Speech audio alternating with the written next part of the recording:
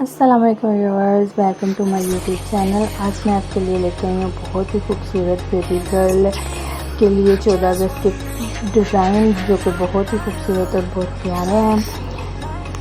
आप इस वीडियो से आइडियाज़ लेके आप अपनी बच्चियों के लिए इस तरह की ड्रेसिंग करवा सकती हैं, और अगर आपको खुद स्टिचिंग करती हैं तो आप खुद भी इस तरह से स्टिचिंग कर सकते हैं। बहुत ही प्यारे डिज़ाइन है और ये पहनने में भी बहुत अच्छे लगते हैं। हल्की हल्की सी लैसेस के साथ सिंटेक्स के साथ फ्रॉक्स बनाई हुई हैं। कुछ सूट्स हैं, ये देखिए कितना प्यारा सूट लग गया, बहुत ही अच्छे से प्यारे प्यारे डिज़ाइन।